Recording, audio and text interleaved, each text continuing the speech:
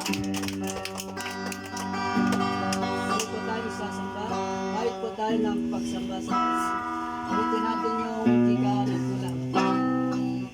Sige, samba natin ang Lord. Awitin natin siya. Ikaw lang ang pag-asa ko. Tanging ikaw ang buhay ko.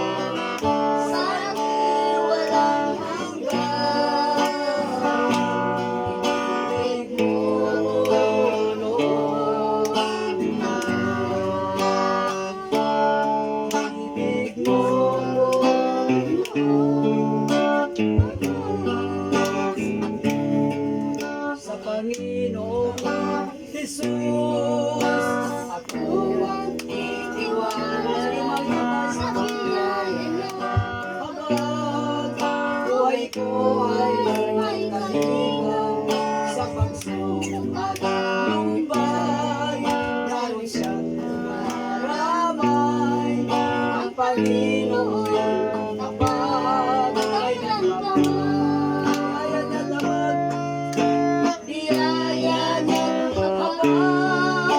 Sa buhay ko'y sapat, di man karapat-dapat na ako ay iligtas.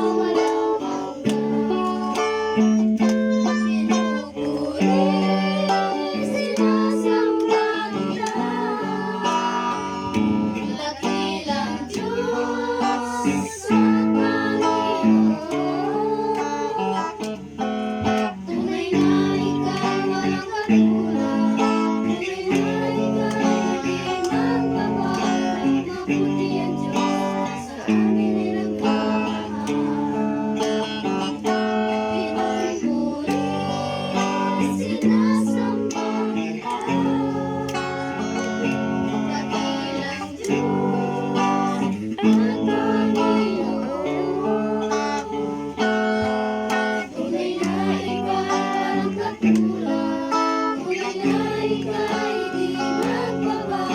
Mabuti ang Diyos, sa akin ay nagmamahal. Mabuti ang Diyos, sa akin ay nagmamahal. Palakpakan po natin si Jesus. Salamat po sa Panginoon. Okay, pwede na tayong makaupo mga kapatid.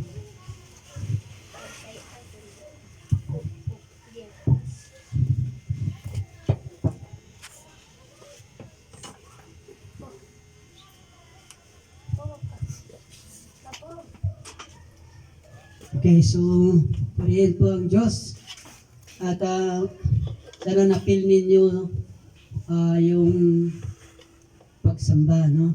Kasi importante kasi ang tawag dito ay karaniwan natin na yung simba, no? Pero actually, hindi naman talaga yung simba, kundi samba. No? Pag simba kasi, iba yung simba eh. Yung simba lang kung gusto. Diba? Kung ayaw, walang simba. Tama? Mali. Amen. No? Sumagot naman ko para may kausap tayo rito. Okay, dito lang ako mga kapatid. So ngayon, kagaya ng dati, dahil sinasanit natin ang ating mga sarili sa pananambahan sa church. So ang salitang pagsamba o pananambahan, ayan talaga yung totoo. So to worship God is to please God. Pag tayo sumasamba sa Panginoon, binibigyan natin siya ng kasiyahan. At kapag nasiyahan ang Diyos, alam mo naman kung ano ang magiging ganti. Ibibilis niya ang iyong buhay kapag tayo ay natutunan natin na sumamba sa Panginoon at ibinigay sa Kanya yung Kanyang part, no?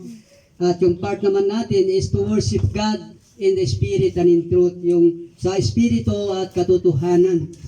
So ngayon mga kapatid, magpapasalamat tayo sa Diyos dahil kaya sabi ko nga kanina, since 1994 hanggang 1996 ay andito po ang inyong abang lingkod kay Kristo. At ako po noon ay hindi pa isang born again pastor. Hindi ko pa talaga alam kung ano po talaga ang totoong lingkod ng Diyos noong mga panahon na yon.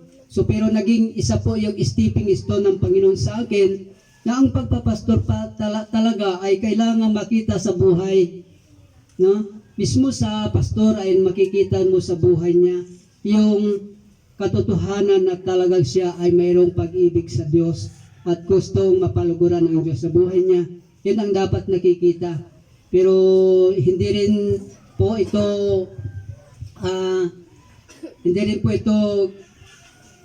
assurance dahil siyempre ang inyo pong pastor ay tao rin naman po, natutulog, isa nagagalit din, nagtatampo rin bilang tao. Pero kagaya ng sinabi ko po kanina sa inyo, ang pastor ay isa lamang siyang bibig ng Diyos sa buhay natin. Kaya ang pastor po ay sinisikap po namin na makita po si Jesus Christ sa buhay namin para sa inyo. Para naman maniwala kayo na talagang mayroong Diyos na bumabago ng buhay ng isang individual. Amen?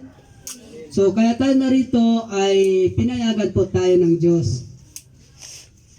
Di ba? Pag sinabing pinayagan, anong tawag doon, Jillian? Permissive will, self-will, God's will. Asan doon? God's will. Amen. Palagpagan natin si Lord. Yun, nakuha di ba? Okay, marunong na. Yes, meron na. So ngayon, God's will po na ibalik niya ako rito para muli ay may pagpatuloy sa panahon ninyong mga kabataan ngayon sa lugar na ito ang pag-ibig ng Diyos sa bawat isa sa atin. No? Lagi po nating tatandaan, iniibig po tayo ng Diyos. Kaya nga, ganyan na lamang ang pag-ibig ng Diyos sa sanlibutan na ibinigay niya ang kanyang bugtong na anak na si Jesucristo upang ang sino mang sa kanya'y maniwala, kung sino mang sa kanya'y magtiwala at magbigay ng kanyang sariling buhay sa kanya, hindi na siya mapahamak, no? Kundi siya ay magkaroon ng buhay na walang hanggan sa kaharian ng Diyos. So ang kaharian ng Diyos mga kapatid ay nagsisimula dito sa lupa papunta doon sa langit. At meron pang ikatlo. Yung pangatlo na yon kapag itong langit at lupa ay binago na ng Diyos, yung mga nakinig at nag-surrender ng kanyang buhay, no, at sa tulong at biyaya ng Diyos ay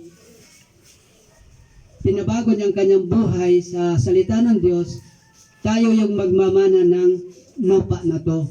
Kasi susunugin to eh. Diba, yung mga nandyan sa langit, malalaglag yan, matutupok sa apoy, pero pagkatapos nun, ay dito pa rin tayo titira. Dahil meron ng bagong langit at bagong lupa na titirahan natin na mga talagang nakipag-isa kay Kristo. Yun ang ating inaasahan, bakit tayo andito, bakit natin sinisikap ng tao ay makakonekta sa Lord, magkaroon ng totoong relasyon sa Panginoong Hesus. Dahil yun naman talaga ang totoo, bakit ang daming mga kagaya kong pastor ang nagtuturo ng salita ng Diyos para lamang kumbinsihin kayo, akayin kayo na magkaroon kayo ng tamang relasyon sa ating Panginoong Hesus. Amen? Yan po ang pakay. Kaya ngayon sa umagang ito ay papasalamat tayo sa pamilya rito ni JR. Ano pamilya ito? Juliano ba? Pamilya ng Juliano dito sa kanilang residence dahil tayo po ay binigyan ng kalooban ng Diyos na tayo ay makarating dito at maipangaral ang pag-ibig ng Diyos sa lugar na to. Isang blessing po yan sa akin, isang malaking karangalan ko sa Panginoon at nating lahat na dito tayo magkita-kita at magtagpo-tagpo. Dalangin natin na magkaroon ito ng katuturan. Magkamaing kabuluhan po iti apami titipon tamo di. Lumatingaan lo pa telaw anak ay hindi naman talaga dito yung ating lugar na pagtitipunan. Dahil meron tayong simbahan doon sa taas sa may Butulan Tarlac Road. No? Kaya kayo rito na hinahanap ng Panginoon, no, ay ikukural kayo doon sa kulungan ng mga tupa. Kasi tayo hinahilin tulad ng Diyos ng mga tupa na nawawala. Diba? Hinahanap tayo ng Diyos at kapag ikaw ay nakinig at naniwala ka, meron kang permanenteng lugar na kung saan i-educate ka ng Lord. Tuturuan ka doon ng Diyos kung paano talaga ang mabuhay dito sa mundo na to na pawang pakikipagsapalaran lang. Walang permanenteng tao sa lupa, mga kapatid. Kaya ito ang dahilan na mahal tayo ng Diyos at inaabot tayo sa pamagitan ng pagtuturo ng kanyang mga salita. Okay, sino pwedeng magpasalamat dito ngayon? Meron ba? Yung gusto magpasalamat kay Lord. Dito, sana dito para pagdating doon sa church, tatlo lang kasi ang tawag doon is testimony time. Pagpatuto tayo na merong ginawang kabutihan ng Diyos sa buhay natin. Halimbawa, meron kang pinag-pray, ay answered prayer yun, no? Meron ka hiniling sa Panginoon, tapos yun ay sinagot, no? Di mo man nakita si Lord, di ba? Pero nung nag-pray ka ay sinagot ka ng Diyos, pwede mo itong sabihin dito. Pwede rin naman sabihin mo sa testimony mo na ako po, kung hindi ako nakinig, baka siguro isa na akong pasaway na kabataan ngayon. Pero purihin ang Panginoon Jesus dahil nung nagturo si pastor dito, dinala siya ng Lord sa lugar na to, ay nagkaroon ako ng pagdidesisyon sa sarili ko na maniwala sa Panginoon. Amen? Ganon yung pagpapatutuo. So kung wala pa ngayon, ano natin, no? Practice tayo. So ngayon, una ko lang sasabihin sa inyo, paalala lang na umaasa tayo na magkaroon ng katuturan ang pagbaba natin dito sa inyo, sa lugar ninyo mismo. Na itong lugar ninyo ay i-bless ng Lord. Pagbalain ng Diyos ang lugar na ito.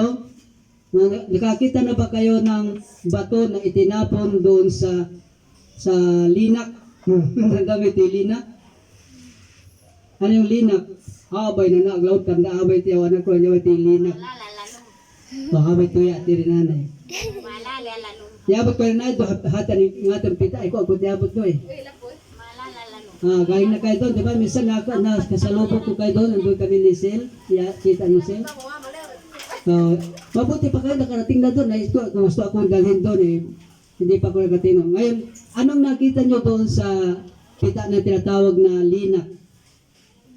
Di ba malalim yun? I-try mong magtapon ka ng isang bato doon sa pinakagitna. Ano ang mangyayari? Ano makikita mong epekto?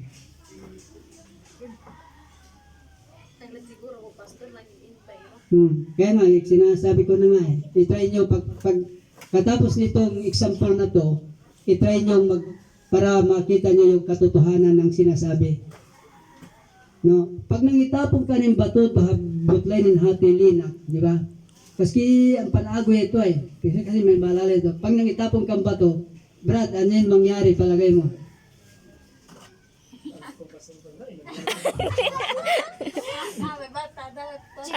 Okay, sige, makinig kayo. Kapag itinapon mo yung bato doon sa gitna ng maliit man o malaki, meron niyang impact. Meron niyang epekto. Ang tawag doon impact is epekto. No? Itapon mo pag ganyan, di ba? O, tapos makita pag nagplukok, kuhanin ang baro. Hindi talik, di ba yung ano? Kasi bumagsak siya eh. Yaputik ba na itapong may ba ng bato do halik Di ba merong, naghibog. pag nahibog yun na baro, may kamakit hato'y impact at epekto yung gumaganon yung ano. Maglihot hinili. Magliw ka ito, ang garo, pingitan. Naintindihan mo yun? Di ba, Brad? Pag nagtapon ka ng bato do, lalo na matinig ka, pag tatanhato, manay hibog. Ano, meron di, tutong na ay may kamakit hato'y ang pagpuyo ya. Hati epekto na ito eh. Yeah. So, ang bayro po, labay tutulan. Ngayon, ang halitaan ko po ngayon. Bayrin, hay halita ng Diyos. Gintan dihapatin alo. Pangaloy na po ay tinilinggo, puriyo na Panginoon. Hati pagpapala ng Diyos sa nakalaan di lugar hati, apektado po paligid.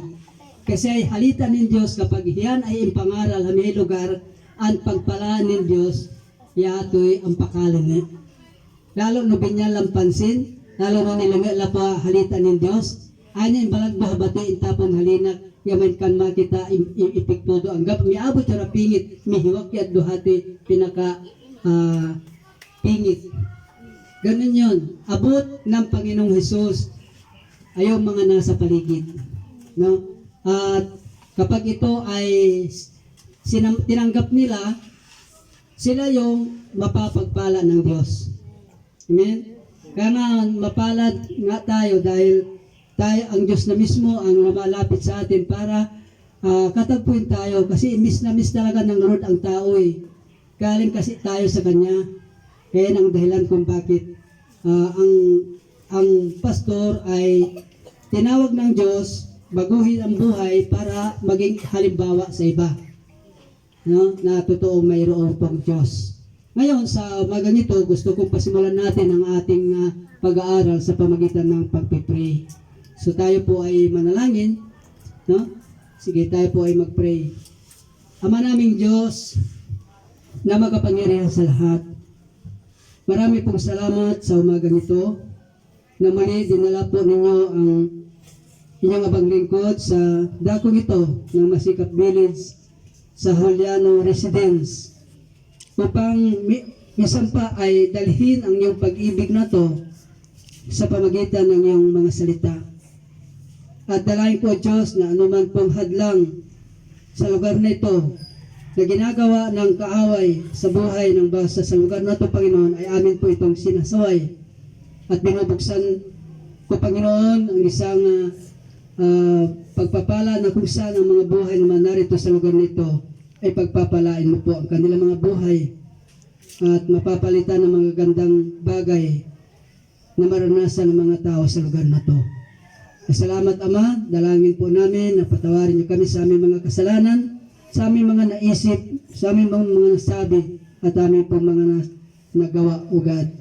At hinihingi po namin ang banal na dugo ng iyong anak na nabuhos doon sa krus ng Kalbaryo upang kami po ay mahugasan ang aming mga buhay o God. Kaya Lord, ihanda mo rin po ang iyong mga anak sa pagkinig ng mga salita.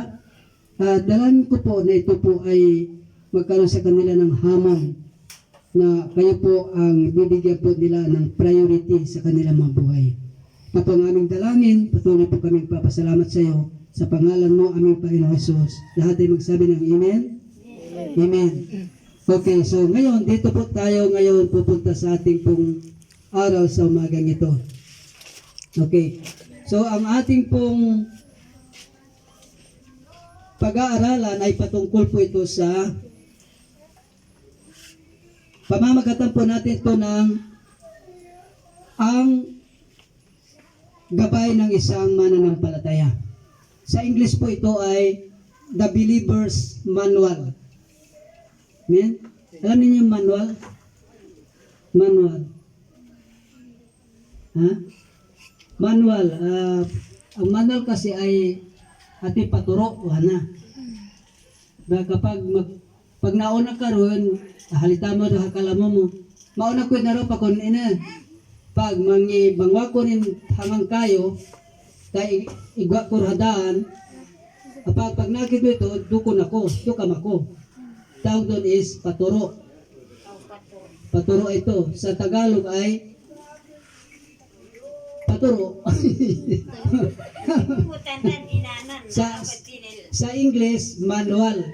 Ang manual kasi kagawala siyang kagaya po siya ng isang sasakyan yan. Ang sasakyan, kapag yan ay manual yung sasakyan, meron siyang 1, 2, 3, 4, and 5. Meron din lang 4 na cambio ang tawag doon. Pero nakasulat doon mismo yung 1, 2, tapos R yung atras, tapos hanggang 4 o hanggang 5. Manual ang tawag doon. No? Kaya ang Diyos ay gumagawa lagi ng palatandaan upang yun ang ating susundin, no? Susundan. Kaya ang tawag din is manual. Kaya ano yung tema natin? The Believer's Manual. Ha? Kasi naranasan ko yung nag-pray kasi ako, nangarap pagkatalaga ko na magmaneho ng manual na sasakyan, si cambio. So, 2014-15, kumuha po ako ng isang picture ng isang sasakyan at nilagay ko doon sa dingding namin. Tapos nililihas ko po yun, pinapag-pray ko, Lord, magkaroon po ako nito isang araw. Dahil gusto ko masubukan magmaneho ng 4 na gulong. Diba? One day, naniwala talaga ako na ang pagpipray ay sinasagot ng Diyos. No, kaya naranasan ko na nagkaroon kami ng sakyan itong anak kong dalaga pa siya. No? Tapos ay yung ginamit yun na pang sundo hatid sa mga nag-church. Nakarating yung sakyanan hanggang Manila. No, Tarlac, Pangasinan. Doon po, Masinloc, kung saan-saan po may mga meetings, doon po. So purihin po ang Panginoong Hesus dahil ang ating po mga pagpipray, no, ay pinapakinggan po ng Diyos. At hindi rin po ako nasyan sa ganun. Matapos yun, nagpray ako ng matik naman. Kasi yung manual kasi, kakambyo muna ng primera, tapos para bumilis-bilis, mag-class-class, segunda na, hanggang tersera, kwarta, hanggang pag kinta na, talagang para ka ng nakakatakot yun kasi ang bilis-bilis na eh. Ay kunting mo lang pihit ng manubila mong ganon, diba, ay delikado. Ay kung ang preno ay nawala, talagang lirog do amoy habungaw. Yeah? Ngayon, ay isang araw din, nangarap uli ako kasi na-stuck na yung sakyan kasi second hand kasi siya. Nag-pray uli ako na magkaroon ng sasakyan uli. Pero gusto ko naman, Lord, kako yung matik. Hindi na ako kailangan mangam yung ganun, kung ano-ano, ang hirap kasi ng ganun kako, Lord eh. Alam niyo ba na napakabait ng Diyos? Napakabuti talaga niya. Basta nasubuhat anakan mo, igwa ng Diyos ay tigilabay mo. Basta importante, balay mitan utang anakam ko na ito, igwa ko mo ni Lord pasalamatan mo kaya lalo ka malingi. Dahil labay tambot ng Diyos ay malingi kabuhat tanay. Nya, nakaitanay pahapoten bangko upang kapakalihin, upang uyahin, Kala malingi kang buhat, hato pamagitan palingi, bayro mo matandaan no, anilabay ng Diyos ko mo. Amen? Nangyari po, nakahaliw ko rin Pajero. Wow, matik po naman. o di nagtangkoy po hasubik, gintangkoy pataan, iri ko gintan. So ay ganda out, ya, lalo pa ka mananuyok utama ka tamalay pa ma ka diir kumbay baman. Ay hati ko kabataan do gitang ko duha talakas ay aglalabay humakay barutang pakaulaw kanu tapukok baan. Labay na kulong-kulong ta mapayak ni naman kaangin ay bubila. So kaya halabi tutulan hay Diyos po ay antumbay habawat panalangin natin. Basta taintim lang po tayo mag-pray. Amen? So ngayon, itong ating mensahe sa umagang ito na pinamagatan po nating The Believer's Manual ay nakasulat sa aklat ng ikalawang Timoteo. Atin po munang babasahin ng mga kapatid. Kalawang Timoteo, Kabanata 3, simula talatang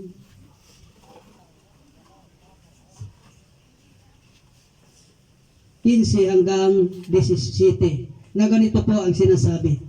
At mula sa pagkasanggol ay iyong nalalaman ang mga banal na kasulatan na makapagpadunong sa iyo sa ikaliligtas sa pamagitan ng pananampalataya kay Kristo Jesus.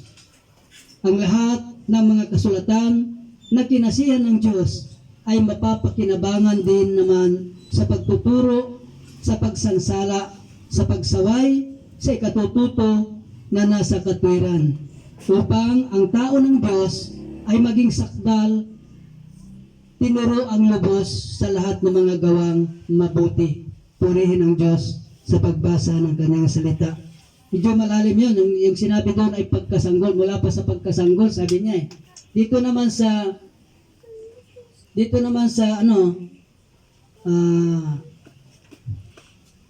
ibang salin, ganito ang sinasabi.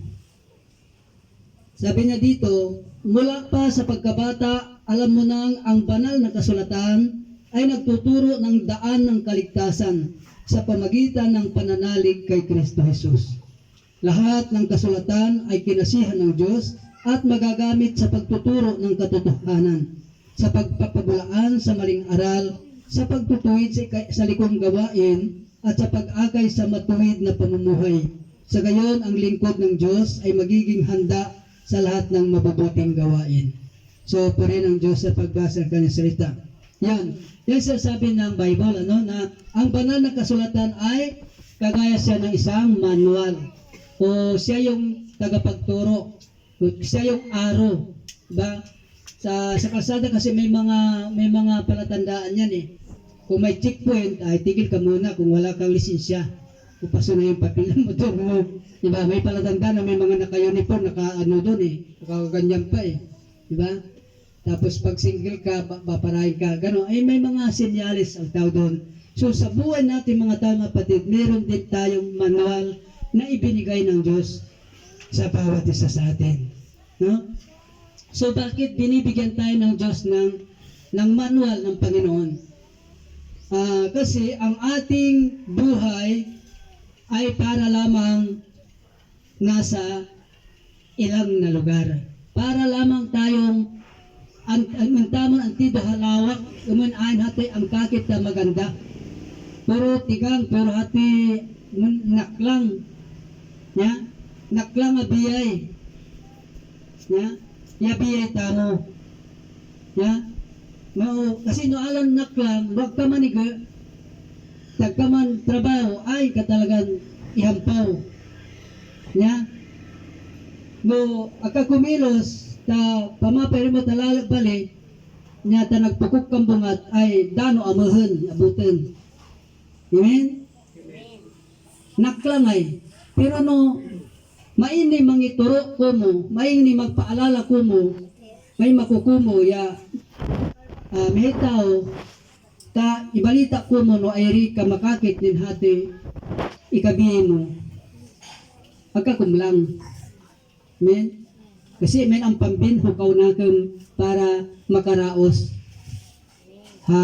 pamimita mo. Amen? Ganito rin ang Diyos sa buhay natin kapatid. So, our past life is wandering in wilderness. Why? Sabi kasi dito sa Romans 5:12, bababasa natin mga kapatid. Sa Roma 5:17, Basahin natin, no? Bakit sinabi ng Lord ng ating pong buhay ay para lamang nasa ilang? Kasi ito ang dahilan bakit yung ating buhay at mga nakaraang buhay ay ganito ihinalintulad ng salita ng Diyos. Sabi dito ay ang kasalanan ay pumasok sa sanlibutan sa pamagitan ng isang tao at ang kamatayan sa pamagitan ng kasalanan niya. Dahil dito, lumaganap ang kamatayan sa lahat ng tao sapagkat ang lahat ay nagkasala. Amen? So, hello tutulin. Hay, kalalagayan tao po patel. Pag ayon tamon relasyon ha Panginoon, ayon tamon pamakiuman, nin malangi halita ng Diyos, hay piyeta mo, pirmin naklang. Diba? Naklang abiyay talaga. Huwag ka magsika pa sarili mo, naklang. Opo. Ang kabita mo, sarili mong kalabayan, niya, dubilang haluta ay ainin hati an oran ang pantulo. May pulugad ha mundo ya, may talaga nin lugar ahanin ang oranan. Kadami ito ha Arab countries, sa Saudi Arabia, naklang. Himi alo na kikuha YouTube, napanood ko ya, ang tipang sumambali mo Muslim do, ay bigla ng oran. So hay tuwa la, kasi nanihimbay nagkamen oran. Huway, kasi nakit maral ng Diyos sa hati taw-taw yung pipang sumambado, ay talagang taintima na puso la. Yeah? Kaya bay, man agtamo mag-in, at tumlang abiyay papatel, iagam tamo'y sarili tamo, ni magkamay tamong panahon, malungo halita ng Diyos. Kaya halita po ng Diyos, kagaya din itong siyang tubig, para din itong tubig. Kasi ang sabi ng Panginoong Jesus, ako ang tubig na nagbibigay ng buhay. Diba? Hati po ay, halita ng Diyos, ang pambikon tamon hati, biyay, para mabiyay, ihip tamo, salita mo, kailangan tamo talagang magkamainin relasyon ha Panginoon, kapamagitan ng palangalangi ng halita na. So kaya kung paano na sa pamagitan ng isang tao ay pumasok ang kasalanan sa sanglibutan at ang kamatayan sa pamagitan ng kasalanan at sa ganito ang kamatayan ay naranasan ng lahat ng mga tao sapagkat ang lahat ay nagkasala. So kamatayan, pag sinabing kamatayan ay wala nang alam yan. Ba? Tingnan mo yung katabi mo kung may alam pa yan. Ang pangkirip na iba yun. Ang pangkirap, Mm. ang pangkirap. Ang pangkirip hello, ito tolan, ang kabiyay kagaya rin natin tao kapag hindi tayo kumain, gutom tayo. Pero yun, ito lang ay yung physical na katawan. Kaya kapag ang tamo na maintain, pag hindi natin naalagaan itong katawang physical natin, may tendency po ito na kapag yan ay nanghina, ano mangyayari kapag nanghina ang katawan at napabayaan natin ang katawan natin? Mamamatay tayo, di ba? Dadapuan niya ng sakit. No? Kaya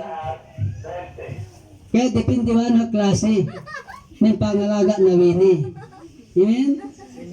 So mga patid, ito yung tandaan natin. Kailangan natin na ma-maintain ang ating mga sarili sa pamagitan ng pakikinig ng Word of God. No? Kasi darating talagang panahon, mamamatay tayo lahat eh. Wala naman pirmi sa ay pirmi babang luta. So hati panahon na ginugol tama, di babang luta, ay ang ganang tama ng Diyos, nin pakaran nin mas malingat ka na maskinin papano. Taba, pamagitan pa lang, bayro ang kabibay ti pag-asa tamo. Bayro ang kabibay ti magkamay tamong kasiguruan di babulota. Lalo anang hitamo ay muro nga na do, ha, kamainan ng Diyos. Amen? Hay pangangaral kasi, pagtuturo ni nalita ng Diyos, ito ay paalaala sa atin na hindi nagkulang ang Diyos na tayo ay paalalahanan at gusto ng Diyos na makapiling tayo kahit dito man lang sa lupa muna, makapiling na tayo at maranasan natin yung mga bagay na mabubuti. No? Masarap kasi maranasan ang pag-ibig ng Diyos, mga kapatid. Lalo na kung piliin mo talaga na magkaroon ka ng relasyon sa Panginoon at bigyan mo siya ng panahon sa buhay mo. No? Yung 7 araw, mga kapatid, ay kalahati lang hinihingi ng ating Panginoong Jesus na gusto kanya makita sa upuan, nakikinig, masaya na siya at hindi kanya tatanggihan kapag ikaw naman ay nag-pray. So yun, ngayon makita natin, no, sinabi sa atin ng Bible na yung ating dating buhay, no, na walang relasyon sa Panginoon ay anong tawag doon? Tigang, naklang, wana, sambali. So kaya gusto ng Lord na yan ay magkaroon ng buhay para gumana. Kasi ang gumana ba naluta, maski tamnam mo ba naluta, nin anya man nabini, no, agyabay na baha, siyempre mabihay.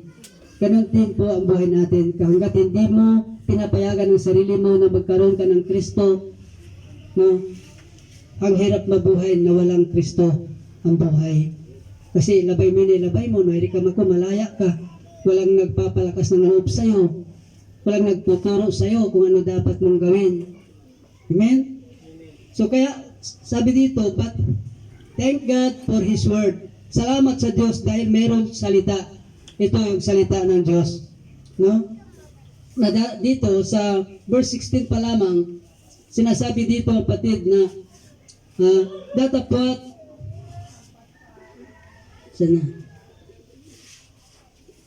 ang lahat ng mga kasulatan na kinasiyan ng Diyos ay mapapakinabangan din naman sa pagtuturo. Sabi dito. So, ibig sabihin, all scripture is inspired by God and profitable for teaching, for reproof, for correcting, and for training in righteousness. Ano yung pakay ng Bible? Ano yung labay na yung mangyari ng Bible kung tamo? Sabi ko kanina, ang Diyos ay nasa anyong salita. Amen? Siya ngayon ay nasa anyong salita. Kasi ang Diyos ay salita. So, ang pagkay ng Panginoon sa buhay ng bawat sa atin ay maranasan natin naman na magkaroon ng makatwirang buhay. Righteousness ang tawag doon. Kapag makatwiran ang buhay natin, wala tayong kaaway. Kapag makatwiran ang buhay natin, lahat ng ating tinatamasa sa buhay na ito galing sa malinis na paraan. At ang kanuntamo, ang inumuntamo ay iba't hamalinis ya paraan. Ya?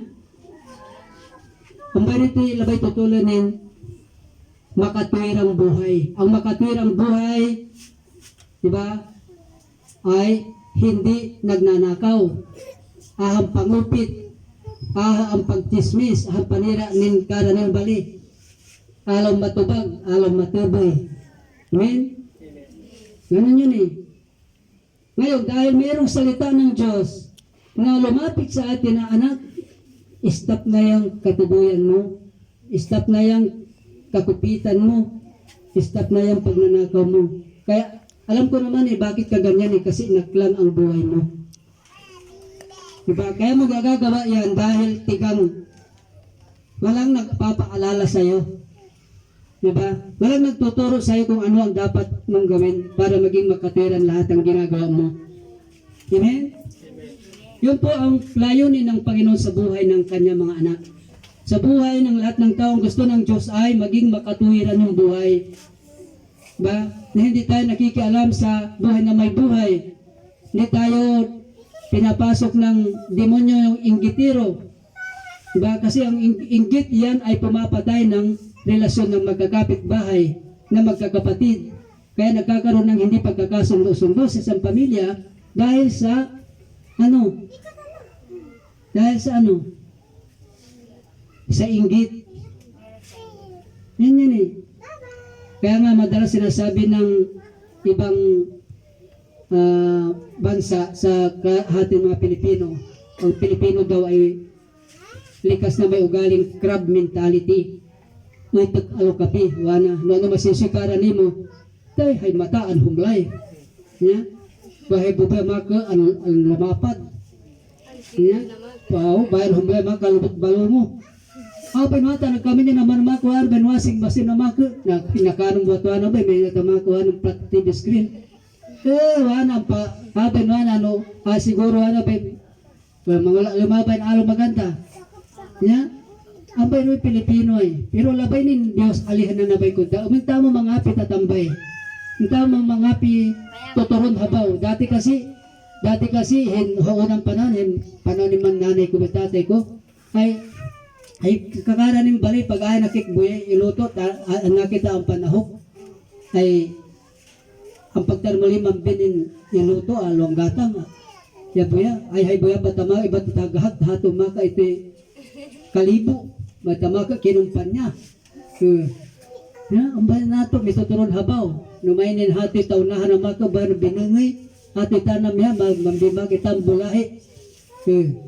Ang bayan nato, pilalabin hato, ay habagay, tsa. Ya? Ay, kaya maganda talaga, ya, kapag may relasyon na tao sa Diyos, ang katanggal po ito'y maumarimag kaihip. Kasi Diyos ba't itanong palinis talaga na kung tamoy. Kasi no, wanan hati karani yung bali. Aliyan mo paano kaya kain kita mamakot. Magsikap kasi wanan manikap. Yahok mo wanit tuol mo. Pati hiko mo. Kami kawan makahalit tibis. Naalonan nakababantay ka ta nakaulo ka ta na. Tapos mangimurot ka. Tuwan ako mo. Tapos binyan at ni kortina ba ito ati karong pangilo. May alo awari ka mo tabi magkamainhabayin. Kapag pinumaga ito, anito nin inggit. Nakit mo na. Ibis ba ito nin mapiturukan habaw kaya naklang abiya, di ba? So, ibig sabihin ng Panginoon sa atin, gusto ng Lord na mawala na yung ating mga bad attitude. Yung ating mga maling inuugali, dahil ang maling ugali, ang tawag dyan is naklang abiya. Amen? So, nais po ng Diyos sa buhay ng kanyang mga anak, kagaya natin na magkaroon ng makatwirang buhay. Ano ang gusto ng Diyos sa atin na binibigay ng Bible?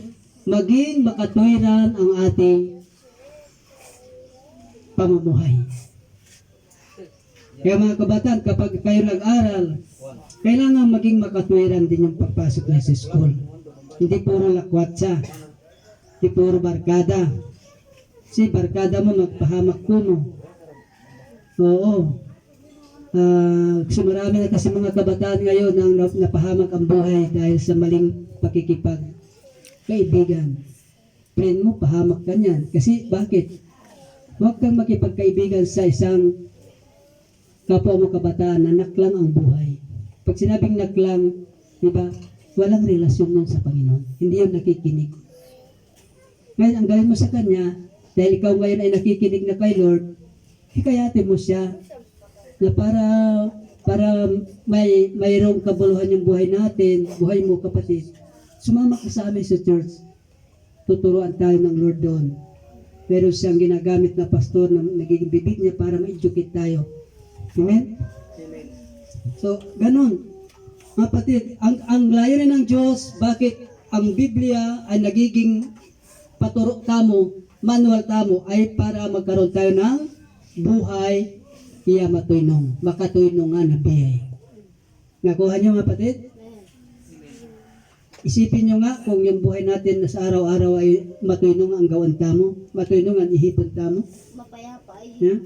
Kasi kapag makatuinong nga na biyay tamo, ay kang kalimuan ay. Yeah? Ay mamahang kumo, ay mangimurot kumo, ay manahalita kumo. May siyempre mamahang kumo.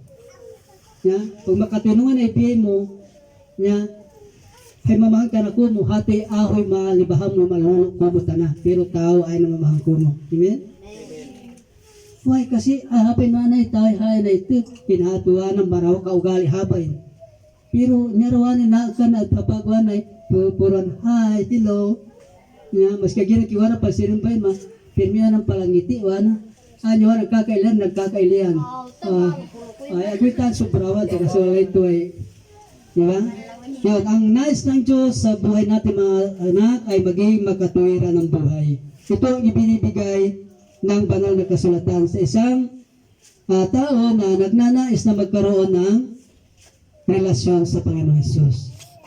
So, ito yung pangalawa dito sa 17 ay sinasabi dito that the man of God may be complete, equipped for every good works. So una, ang dinudulot na benepisyo ng banal na kasulatan sa atin ay maging makatuwiran ang buhay natin. Pangalawa, ay upang kapag makatuwiran na ang buhay natin, gagawa na tayo ng mabuti. Amen? Saan ka naman nakakitang makatuwiran ang buhay, gumagawa pa ng masama? Diba? Hindi na yan gagawa ng masama, kundi gagawa na siya ng mabuti. Kasi naibukod na siya ng Diyos. Na-equip na siya. Amen? Nagiging kompleto na ang kanyang buhay. Mula nung tinanggap niya na ang banal na kasulatan lamang ang makakapagpabago ng kanyang pag-iisip, ng kanyang buhay, ay nagkaroon na siya ngayon ng makatwirang buhay. At ang pangalawa, nung naging makatwiran ang kanyang buhay, mayroon siyang peace of mind, no? Gumagana na ang kanyang totoong buhay, nakakagawa na siya ngayon ng mabuti. Sa family niya, sa ibang tao, diba? Good works. No? At pangatlo doon, ang main reason kung bakit ang salita ng Diyos ang binibigay na benepisyo sa atin dito ay magkaroon tayo ng tamang aral. No? That which is taught doctrine. Yung ating payunin ihipta mo ay malinis na. Matuyno nga na. No? Kasi hanggang maayos ito ihipta mo. No? Yung ating kaisipan ay hanggat hindi magiging malinis yan, hindi yan naturuan ng tamang aral ng salita ng Diyos, no, ay hindi yan magiging malinis. Amen? Ang salita ng Diyos lamang naglilinis ng ating mindset. At kapag yan ay naset na yung ating mind, wow, wala na yung laging sasabihin, kahit na negative na yung sinasabi sa'yo, maski mali na, masasama na ang sinasabi sa'yo, ginagawa mo pa rin maganda. Pari sabihin mo, kaya naman siguro nasabi sa akin ng taong yun, dahil may mali naman talaga sa akin. See? Hindi mo na yan iniisip na hindi ka nag-iisip ng totoo naman di ba? O kaya magalit ka na sa kanya. Di ba? Dahil makatwiran ang buhay mo, tapos ikaw ay gumagawa na mabuti sa kapwa mo, sa sarili mo, ngayon ay yung ating kaisipan ay naturuan na rin ng maayos na pag-iisip. No? The Bible give us the body of truth.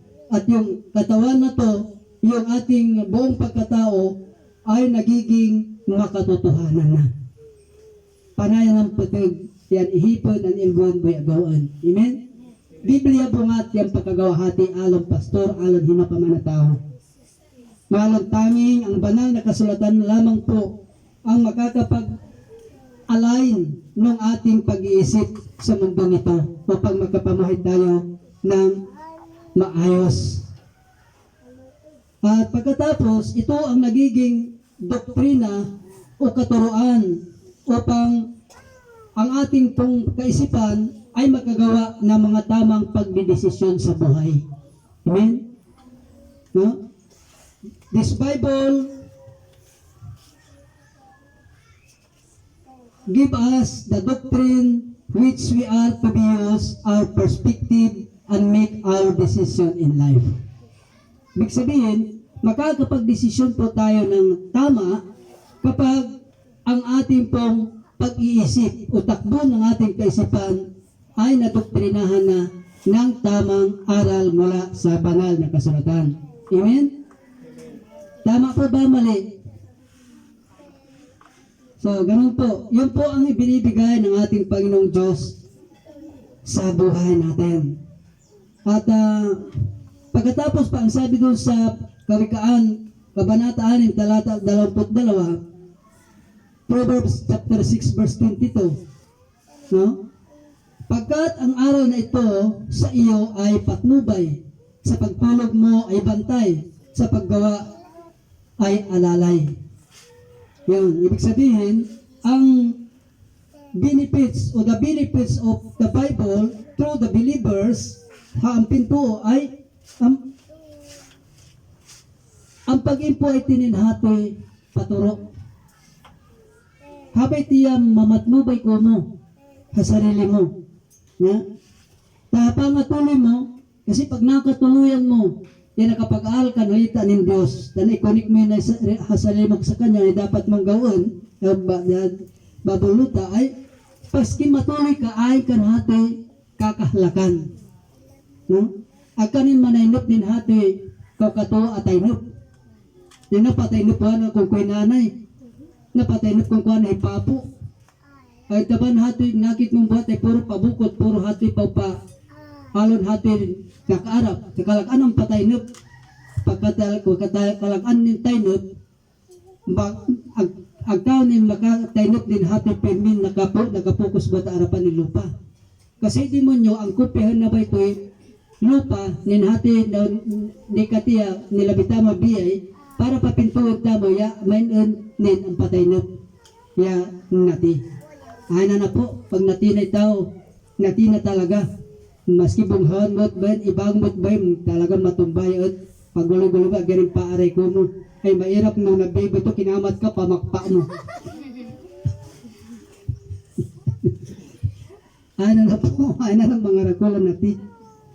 So pati naga maganito, kasi at tinuro kamay na ng Diyos ay, sabi ng Hebrew 9:27, tinakda sa tao sa mamatay pagkatapos ay judgment. O pag nahatulan na naduin na ikulong no area dapat igwa. So chance tamo ba iti papatel para magkamay tamo ng panahon ha Diyos. Yeah? Mas may mapapala pa tayo kapag ang magkaroon tayo ng isang oras o panahon sa Panginoon. Dahil hindi natin sarili ang buhay. Hiram lang natin ito mga kapatid. Kaya itong buwan na ito ay isang practice dito sa lupa. Dahil we are all temporary. All things are temporary. But God gave us eternal life. Who believes to Jesus Christ. So ito pong dinudulot ng aral na ito. Sa ating pong, ang aral ay nagiging patnubay mo. At ito nagiging bantay sa pagtulog natin. At sa paggawa ay alalay. Kapag sinabing paggawa, kapag ang pagtrabaho ka, ka makagawa ng katawa. Di ba? Alalay kasi ito eh. Tanda mo bawal, huwag mong gagawin kasi meron ka ng aral ng salita ng Diyos. Naririnig ba natin mga kapatid? Ito yung binibigay na benefits ng banal na kasulatan sa atin. So, kaya nga, kapag ito ay natutunan natin, no? At naging makatwiran ng ating buhay at tayo gumagawa na ng mabuti at nakakapagdesisyon na tayo ng tama, nakakatulog tayo ng mahimbing, no? Kaya nga pwede ka na rin manguri. Yan. Pwede ka na mangitoy nung kapara mo. Unang-unan ito'y nung sarili. Bayo ka na yun. Tama? Bayo tamo mang ito'y nung kapara tamong tao, sarili po ni ito'y nung. Hatian nilang mahilipan, nilang may pintas. Ya, hinhatong bayro ka. Kalaot. Ya. Pero hapag, tinanggap mo, ya halita ng Diyos bangata na mga ito'y nung ihip mo, ay ano ka na ngayon? Ikaw ngayon ay isa nang makatwirang nilalang. No? Dahil tinanggap mo ang alok ng Diyos na ma-educate ka para sa bagong buhay. No? Pagbabagong buhay lamang ang kinakailangan natin, no? Upang tayo magkapamuhay na maayos sa mundong to.